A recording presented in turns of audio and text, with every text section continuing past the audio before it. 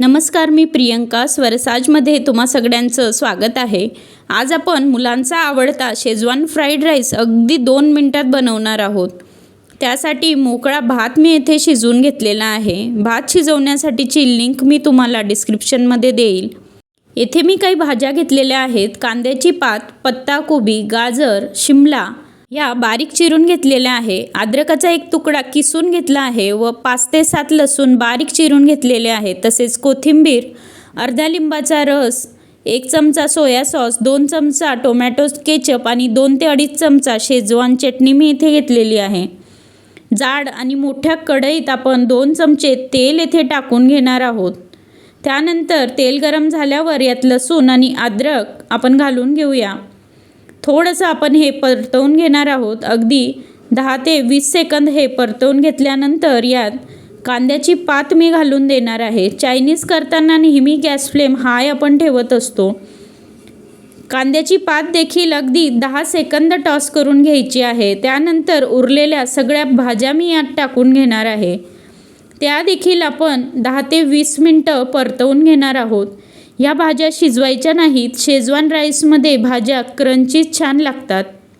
भाज्या आपल्या छान टॉस येथे झालेल्या आहेत. यात आता आपण थोडंसं मीठ टाकून घेऊया, कारण मीठ सॉसमध्येही आहे आणि भातात देखील आहे.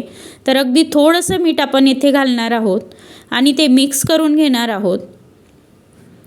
भाज्या परतवून झालेल्या आहेत. आता जो भात आपण शिजवून ठेवलेला होता तो आपण या भाज्यांवर टाकून घेणार आहोत. सॉसेस आपण वरून टाकणार आहोत, कारण अगदी भाज्यांमध्ये टाकला तर सॉस जळतात. त्यामुळे भातावर आपण बाकी पदार्थ घालूया. भात आपण थोडासा मिक्स करून घेऊया. त्यानंतर यावर अर्धा लिंबाचा रस मी टाकून घेणार आहे. याऐवजी व्हिनेगर तुम्ही वापरू शकतात. 1 चमचा इथे सोया सॉस आपण टाकून घेणार आहोत. त्यानंतर 2 चमचे टोमॅटो केचप, त्यामुळे छान गोडसर चव येते, कारण शेजवान चटणी तिखट असते. शेजवान चटणी मी इथे 2 ते 2.5 चमचे घेतलेली आहे. व हा फ्राईड राईस आपण झटपट असा 1 मिनिट परतवून त्यावर कोथिंबीर घालून गार्निश करून घेणार आहोत. आणि हा झटपट शेजवान फ्राईड राईस आपला तयार आहे. शेजवान फ्राईड राईस तुम्ही शेजवान चटणीसोबत सर्व करा.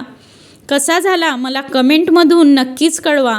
आणि स्वरसाज किचनला सबस्क्राईब करायला विसरू नका. बेल आयकॉन देखील प्रेस करा, ज्यामुळे रेसिपीज झटपट तुमच्यापर्यंत पोहोचतील.